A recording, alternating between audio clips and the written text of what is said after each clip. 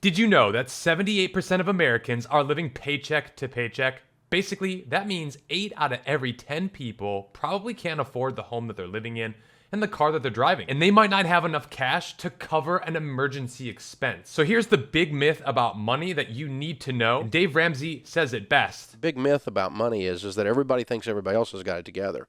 And the truth is almost no one does. So if the truth is almost no one has their money right, what can you do today to actually get in a financial surplus? Well, I believe it all comes down to habits. And in this video, I'm going to share with you now 10 habits that are keeping you poor. So remember, do the opposite of these. You're going to be on your way to financial independence. But who am I to share these habits with you? Well, my name is Joe Parys. I'm a self-made multimillionaire who's grown in social media over 1 million followers over on TikTok, sharing with you financial tips and helping you get rich with passive income. So if you like money, make sure to subscribe to the channel, smash up that like button, and let's get started with these 10 habits to absolutely avoid. Now, the first habit is where people spend more than they make, and then they go into bad debt. You see, if you get into the habit of spending more than you earn, whether that's through credit cards, lifestyle inflation, or just trying to keep up with your friends and family, this traps you into a paycheck-to-paycheck cycle. Now, Robert Kiyosaki made a board game and he taught it in his book, Rich Dad, Poor Dad. There's basically 2 circles of the board game. The rat race is the inside circle, and then the fast lane is the outside circle. 8 out of 10 people are in the rat race. They're barely getting by and or they're in debt. But 1, maybe 2 people are in the fast lane, meaning they never really have to worry about money and they have a surplus of money coming in. So how do you do this? Well, in the very beginning of your money journey, no matter where you're at, you really have to limit your expenditures and simply enough, just spend less than what you're earning.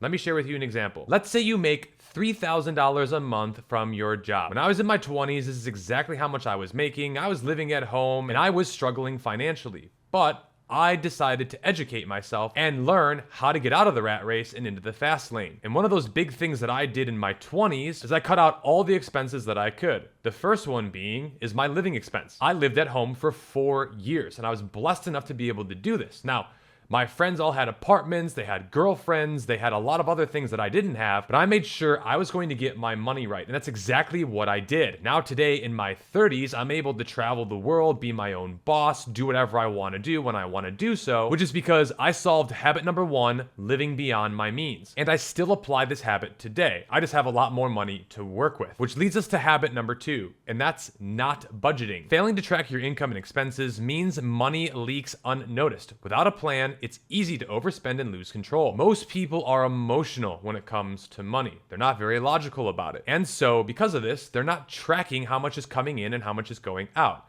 They just see their friends going out on the weekend and they want to join too. They see their family going on vacation and they want to join too. They don't really care how much it costs. If they have a credit card or they have some money, they're just going to spend it. They justify it. They say things like YOLO or, you know what? I'm just going to do this now because I feel like it. This is a recipe for disaster. By not budgeting and tracking your income, you're never going to escape that rat race and get into the fast lane. Robert Kiyosaki said in his book, rich people have money work for them, where poor people are working for the money. This is a huge mindset shift that you must understand. If you want to one day retire, do whatever you want to do, and have so much money that you never have to worry about it anymore. Now, don't get me wrong, this is going to take some time, but these 2 habits alone are going to set you apart from 99% of the people out there when it comes to finances. Which leads us to habit number 3, which is not saving or having an emergency fund. You see, living without a cushion for expenditures like car repairs, job loss, medical bills, forces you into debt when life hits hard. The truth is, anything can happen in life. It's your job to be prepared. If you don't already have an emergency fund, you need to start saving for one today, and you can do so very slowly. Now, what should your goal with your emergency fund be?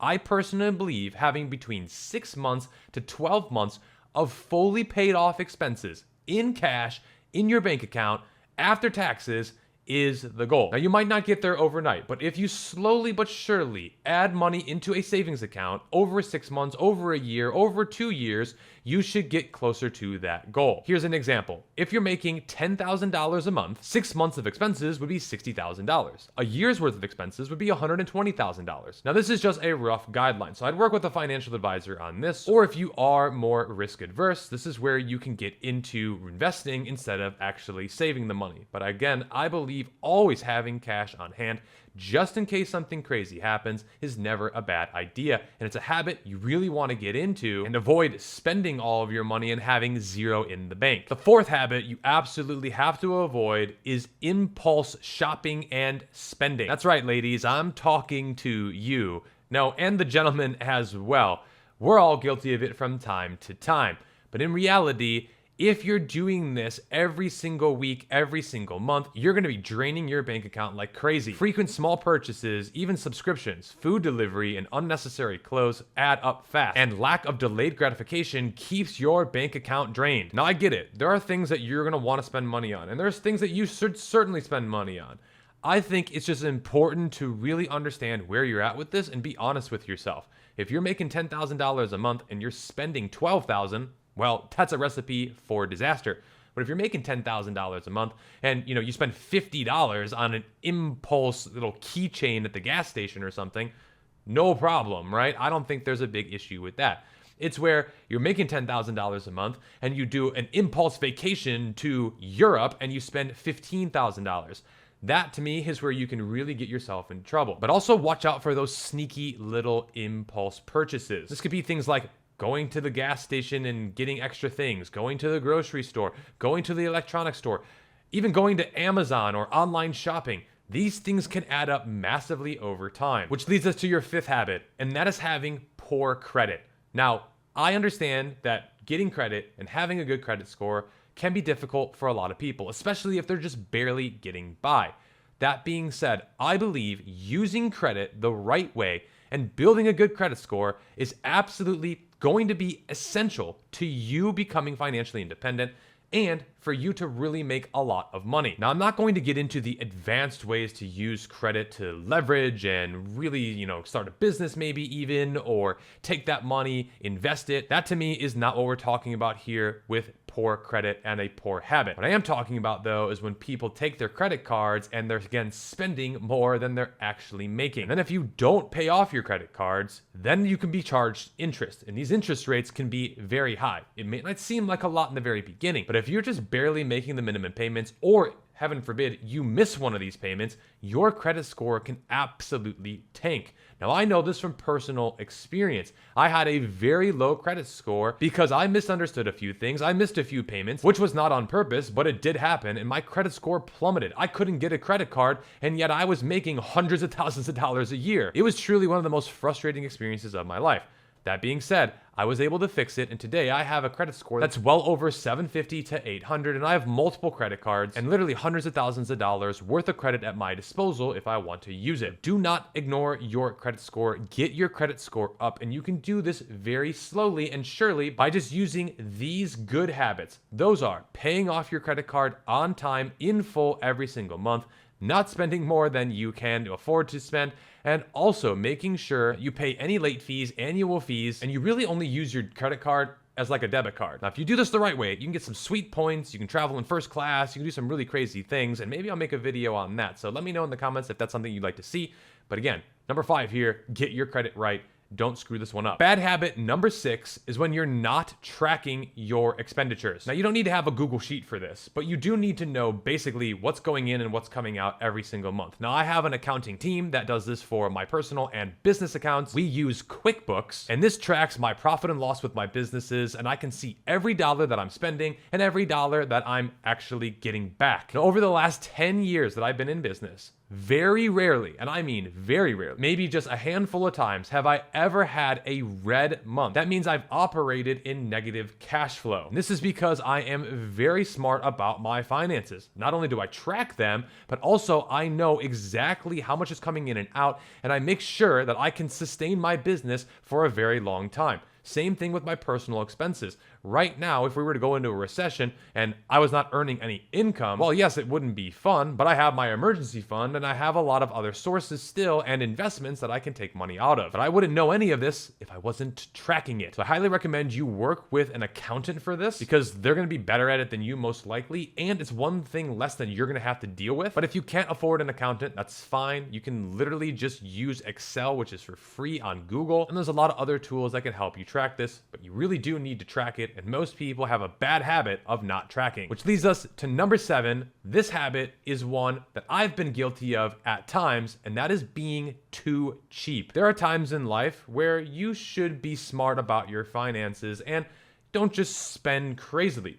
But there's also times where you're being a little bit cheap and, well, you probably should just spend the money. Now, I've seen the TV show and I've seen on social media the extreme cheapskates. These are the people that will literally be fishing out of garbage cans for food and or other things that they don't have to pay for. Or they'll do like extreme couponing where they'll spend hours upon hours just to save like 50 cents. Now look, if you want to do those things, that's totally fine. But in my opinion, personally, that's being extraordinarily cheap, and that can be a really bad habit to get into. The richest people in the world, they're not cheap. Most of them just pay what it costs, and then they just move on with their lives. I know this because they have so much abundance of wealth coming in that they don't really care much about being cheap and trying to find the best deals. That being said, if you are somebody who has a budget, then stick to your budget. You don't want to just be spending frivolously until you have an amount of income that surpasses the amount that you're actually spending. Let me give you an example. Let's say you get mega rich and your business is cranking in a lot of income. Let's say $100,000 every single month in cash flow. Well, let's say, you're going to go take a trip in business class across the country. Well, maybe that business class ticket is $1,000. Well, you might be cheap and go, well, you know what, I'm going to sit in basic economy all the way in the back because it only costs $250 and I'm going to save the $750. Well, if you're making $100,000, another $750 to you probably isn't a lot of money, and it's probably going to be a lot more beneficial to you to sit in business class, to have more time, more comfort, rather than having that other $750. Because every single month you're going to be making $100,000. So $750 to you isn't going to be very relevant. So in that situation, being cheap probably isn't the way to go. But let's say you're only making $3,000 a month and you want to take that same business class flight for $1,000. Well, that's 33% of your entire income for that month. So then being cheap in that scenario by flying basic economy for the $250, it gets you to your destination. Yeah, you're in a little bit less comfort, but then you're able to go on that business trip, explore, build your business so that you're eventually hitting higher marks. But being cheap in general really depends upon how much money and income you have. Which leads us to habit number 8, which is falling for the trap, really, of trying to impress others. This could be through cars, houses, and also designer clothes. Now, I get it. We all want to be accepted by our friends and family, and we want to feel good. We want to do a little flexing, right? If we've had some sort of success, we want people to know. We want them to recognize us. We want to feel worthy. We want to feel good. But at the core of this, truthfully, it's really just an issue with our own self-esteem. Now, when I was in my 20s, I bought designer stuff and I did some fun flaunting every once in a while because you know what? In my 20s, I was actually doing better than most with finances and I was very blessed to do so. But I was also very humble about this overall, in my opinion. Today, we live in this crazy culture. Everyone's flexing on each other and really they're just buying things and doing things to make content. And those people, unfortunately, like Dave Ramsey said, they're the ones who are actually in more debt and are less financially free than some other people who aren't flexing at all. So the next time you see somebody on Instagram or social media that has a Ferrari or a super nice car, you have no idea what their genuine financial situation is. In fact, they actually might be in more debt than you. So if you think that you need to model after what they're doing or spend all your money to then get it back, in my opinion, most people can't do this the right way. If it's for business expenses, if it is for leverage, then I may have a little more leeway for you. But in reality, most people have no idea what they're doing. They're spending because they want to feel accepted, and it's really at the core a self-esteem issue. So how do you work on that? Truthfully, you just got to get out of the comparison paradigm. Focus on yourself and what you can do and give to others. From there, everything else will really take care of itself. And then from there, once you have a surplus, that's when you can begin buying those designer clothes, taking those luxurious trips because you've earned it. Your income as well as your cash flow is now greater than what you're spending. Let me share with you an example of this. Let's say between your business income and your income from investments, you're earning between $20,000 to $30,000 a month. Very realistic if you work hard. Now, let's say you want to take a trip to Europe. That's going to cost $10,000. Well, you can see here from our scenario, you have enough money to do this, especially if you save up for a few months. So then you treat yourself to first class. You buy the really nice champagne. You go on really nice dinner dates. You then spend a little bit of money on nicer clothes. At that point, it's totally okay to do this because your income surpasses by far the amount that it actually costs for these luxury items. Bad habit is when people are buying these luxury items just to look cool and they really can't afford them. For example, let's say you were to go buy a Gucci t-shirt for $500. It's a cool t-shirt, right? But if you're only making $1,500 a month, that's going to be a huge problem because you're not going to be able to pay your rent, eat, or do the other things. But hey, you look cool. This is the trap that you absolutely must avoid, which leads us to number 9. This is not setting financial goals. This is keeping so many people poor. My very first course that I ended up teaching people about was goal setting. So many people today are like a cruise ship that's in the middle of the ocean that has no direction. It's literally just floating around out there and it really can't go anywhere. It's stuck. But imagine that same cruise ship had 3 different ports that it needed to get to in a 5-day itinerary. Well, within those 5 days, 99.9% of the time, the cruise ship is going to make it to each of those ports, and it's going to do so very effectively and very efficiently. Why? Well, because it has a goal. It knows where it's going, and it knows when it needs to get there. Sit down with yourself, set financial goals, read them, work at them, and continuously keep pointing at them every single day. If you do this, eventually, I believe, with the right amount of momentum behind you and the right amount of effort, you're going to eventually reach your goals. Which then leads us to our 10th and final habit, and that is most people are still poor or not financially where they want to be because they don't have a mentor. Now, if you've enjoyed this video, I would love to be your financial mentor. All you need to do is smash the like button, click the subscribe button, and hit the notification bell because we make videos here on this channel all the time talking about finance and how you can get ahead and actually have more money that you're making and earning than you're spending. Now, my mentors, when I first got started, because I was absolutely clueless, probably like a lot of you watching this video, it's okay, I'm humble enough to admit that,